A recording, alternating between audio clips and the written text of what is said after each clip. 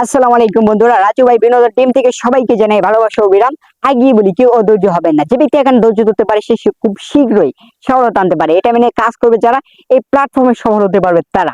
তো সর্বপ্রথম যেটা বলতেছিলাম বন্ধুরা, আজকে চলে আসলাম ধান ক্ষেত, অর্থাৎ আমাদের যে গ্রাম অঞ্চলে যে ধান ক্ষেত গুলা, তো এটার পরিস্থিতি আপনাদেরকে একটু দেখাবো। তো এবং তার পাশাপাশি আইডি বিস্তৃত কিছু আলোচনা করব। তো আজকে সম্পূর্ণ ভিডিওটা সবাই দেখবেন এবং সবাই সম্পূর্ণ ভিডিওটা দেখে কেমন হয়েছে অবশ্যই কমেন্ট করবেন। তো শুরুতে আগে যাই বন্ধুরা, এই যে আমি ধানের ছড়াগুলো দেখে দিচ্ছি বন্ধুরা, দেখেন এবার যে কৃষকে অনেকটা তাদের ক্ষতি হয়েছে। যেখানে কৃষকে প্রতি বছর কৃষি করে লাভবান হওয়ার কথা, সেইখানে দেখেন তাদের অনেকটা লস। এই যে দেখতে পাচ্ছেন, এইগুলো কিন্তু দেখেন চুচা, যে এটা কৃষকের ভাষায় বলা হয় যে ধান হয়েছে না, চুচা। শুধুমাত্র ধানের রূপ নিয়েছে কিন্তু ধান হয় নাই। তো বন্ধু দেখেন, এই ক্ষেত্রে আমাদের শত শত শত শত যদি আমি দেখি, এই ক্ষেত্রে আমাদের শত শত ধানের চুচা। অর্থাৎ এই ক্ষেত্রে আমাদের ধান হওয়ার কথা ছিল সর্বোচ্চ এই 60% জায়গার মধ্যে প্রায় 30 মণ ধান হওয়ার কথা ছিল। তো এই জায়গাটার মধ্যে ধান হইতেছে মনে হয় 15 মণ ধান হবে না।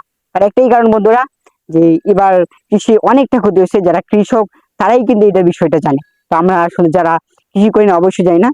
তো বন্ধুরা, সবসময় একটা জিনিস আমরা মনে রাখবো।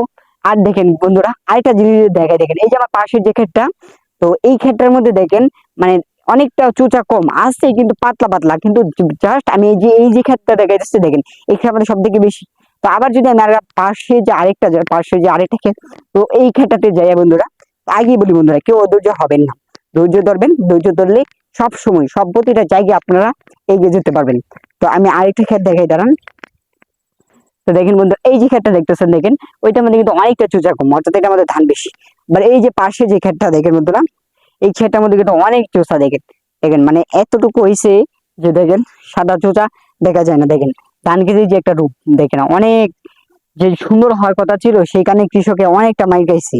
তো যাই হোক বন্ধুরা, এটা করে কিছু নেই, আল্লাহ তাআলা যেমন দেয় তেমনই সন্তুষ্ট করতে হবে। তাই সবসময় দিল থেকে শুকরিয়া আদায় করবো, আলহামদুলিল্লাহ। তো যাই হোক বন্ধুরা, কৃষকের জন্য সবাই দোয়া করবেন। এবং এখন আইডি বিষয়ে বিস্তারিত আলোচনা করবো বন্ধুরা। তো আমি আগেই বলি, অধৈর্য হবেন না কেউ।